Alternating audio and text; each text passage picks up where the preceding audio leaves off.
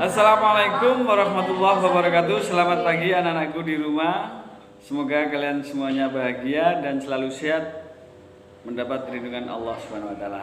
Anak-anak, untuk pembelajaran pada pagi hari ini coba kalian buka bukunya sekaligus tonton video pembelajarannya. Oke?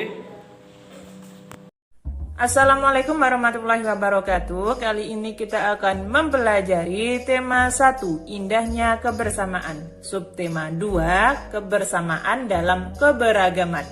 Pembelajaran 1. Sebelumnya kamu sudah banyak belajar tentang indahnya kebersamaan budaya Indonesia.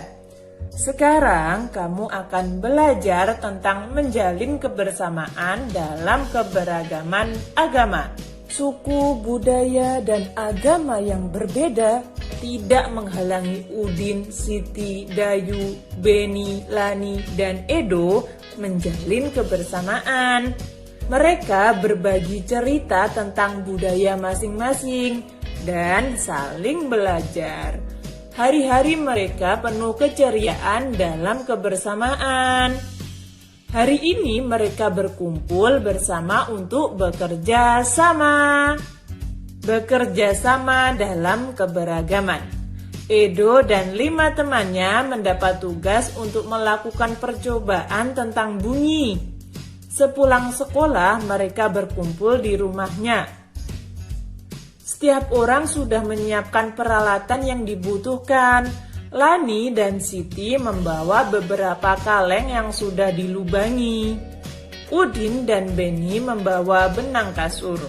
Mereka berkumpul di halaman depan rumah. Keenam sekawan siap bekerja sama melakukan percobaan. Saat percobaan akan dimulai, tiba-tiba terdengar azan. Siti dan Udin meminta izin teman-temannya untuk sholat. Teman-temannya mengizinkan mereka untuk melakukan ibadah. Edo meminjamkan ruang makanannya untuk digunakan Siti dan Udin sholat. Meskipun Edo beragama Katolik, ia tidak keberatan rumahnya dipakai untuk sholat. Beni yang beragama Kristen, Dayu yang beragama Hindu, dan Leni yang beragama Buddha menunggu dengan sabar temannya beribadah. Keenam sahabat selalu menghargai satu dengan yang lain.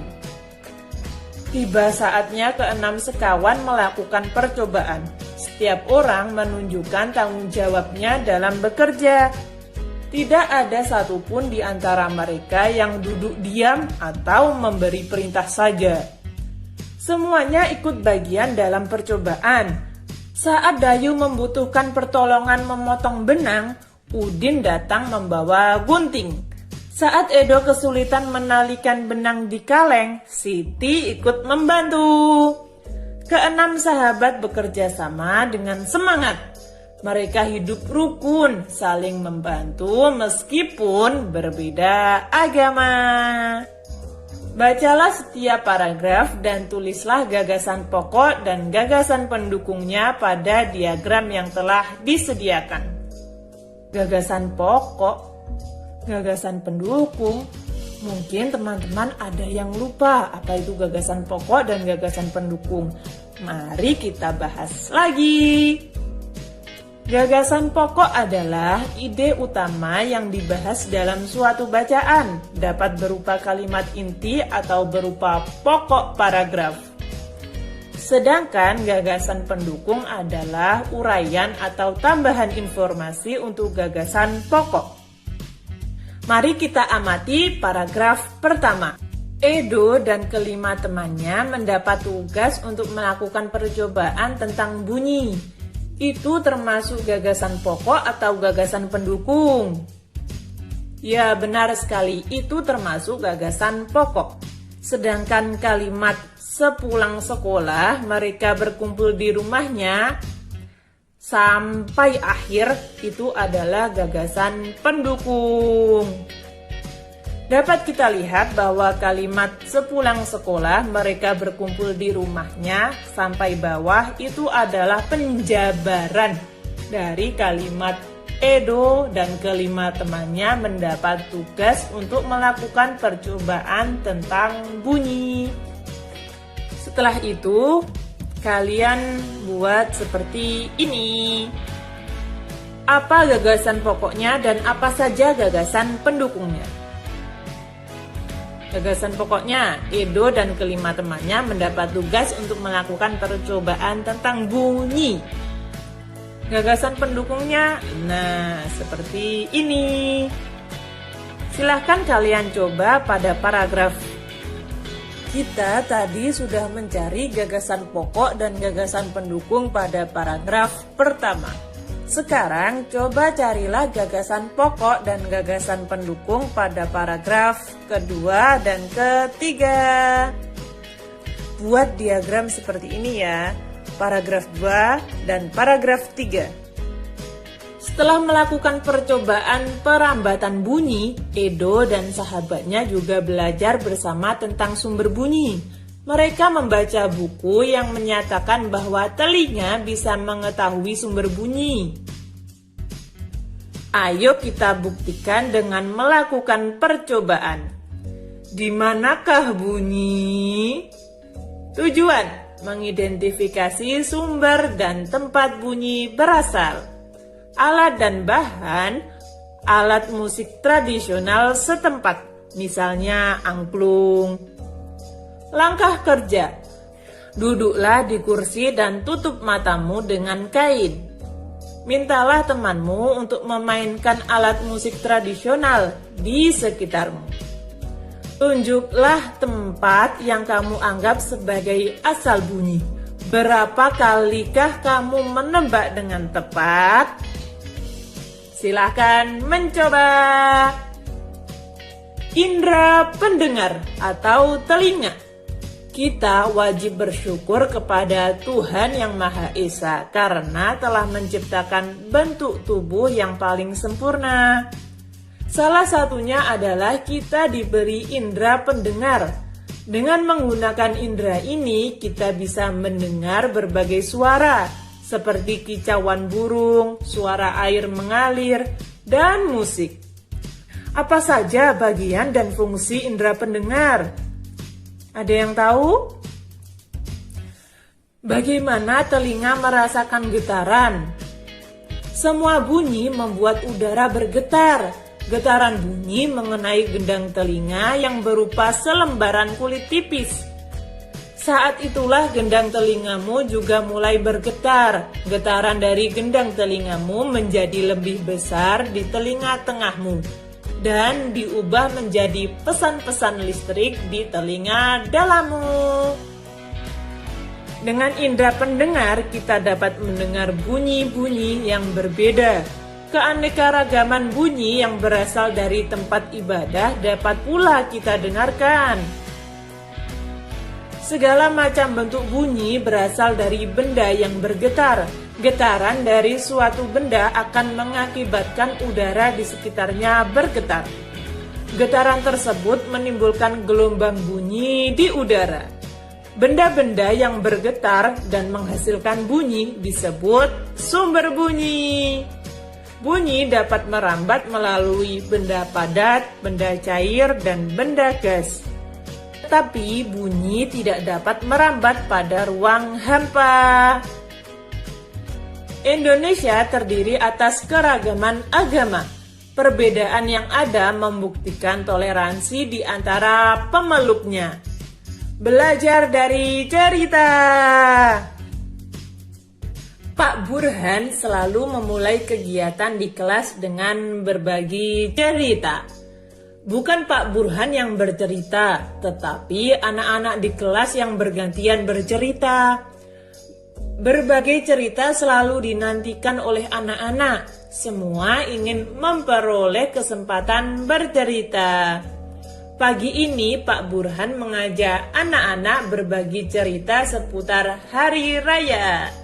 Sehari sebelum hari Natal, yaitu di tanggal 24 Desember, aku dan keluarga berkumpul di rumah Opa, ujar Edo. Di hari itu, Oma pasti memasak makanan spesial yang jarang dimasaknya di hari lain. Papeda juga menjadi makanan spesial yang dihidangkan di malam Natal.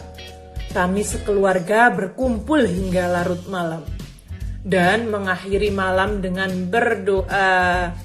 Nah, kalau di hari Natal pada tanggal 25 Desember, kami sekeluarga pergi beribadah Natal di gereja. Wah, ternyata hampir sama seperti hari raya Idul Fitri ya, ujar Siti. Kami pun di hari Idul Fitri selalu berkumpul dan saling memohon maaf dengan kerabat dan saudara setelah ibadah di masjid, tambahnya. Iya ya, sama seperti Edo pada hari Natal. Saat Idul Fitri juga selalu ada makanan spesial, yaitu ketupat dan opor. Udin menambahkan komentar Siti. Di Bali menjelang Hari Raya Galungan, seluruh kampung selalu ramai, dihiasi oleh penjor atau janur yang tinggi. Kami sekeluarga lebih sering pulang ke Bali menjelang Hari Raya Galungan agar bisa berkumpul dengan sanak saudara. Sebelum merayakan bersama, keluarga melakukan kegiatan ibadah di pura pada pagi hari, kata Dayu. Ah, semua sudah bercerita. Aku juga mau bercerita. Pak, boleh ya? Hari ini banyak yang berbagi cerita. Pita Lani. Pak Burhan dan teman-teman sekelas tertawa. Tentu saja boleh Lani. Ayo sekarang giliranmu bercerita, ujar Pak Burhan. Nah, kamu pasti belum pernah mendengar cerita tentang kebiasaan keluargaku di hari Waisak. Sebenarnya sih tidak banyak berbeda. Ibu dan nenekku biasanya juga membuat masakan spesial menjelang Hari Raya Waisak. Saat ini nenekku yang paling tua, jadi semua keluarga akan datang ke rumahku untuk berkumpul pada hari Waisak. Selain menyediakan makanan untuk keluarga, pada hari tersebut biasanya kami pun berbuat baik bagi orang yang membutuhkan. Vihara, rumah ibadah kami pun dipenuhi cahaya lilin dari umat yang hadir untuk menjalankan ritual ibadah di sana. Lani mengakhiri ceritanya. Berbagi cerita memang selalu menyenangkan. Kita bisa belajar dari banyak cerita. Juga belajar dari teman-teman yang berbeda, ujar Pak Burhan menutup kegiatan pagi ini. Kesimpulan. Tadi kita sudah belajar apa saja? Yang pertama, mengidentifikasi keragaman sosial, ekonomi, budaya, etnis, dan agama. Yang kedua, kita sudah belajar mencermati gagasan pokok dan gagasan pendukung yang diperoleh dari teks. Yang terakhir, menerapkan sifat-sifat bunyi dan keterkaitannya dengan indera pendengar atau telinga. Sekarang menjawab pertanyaan berikut ini. Sebutkan 2 sikap toleransi atas keberagaman. Selanjutnya, apa yang dimaksud dengan gagasan pendukung? Yang terakhir, bagaimana telinga merasakan getaran? Silakan dijawab. Demikian tadi video pembelajaran pada pagi hari ini. Mudah-mudahan kalian bisa memahami dan bisa mengerti. Akhir kalam, ihdinas siratal mustaqim. Assalamualaikum warahmatullahi wabarakatuh.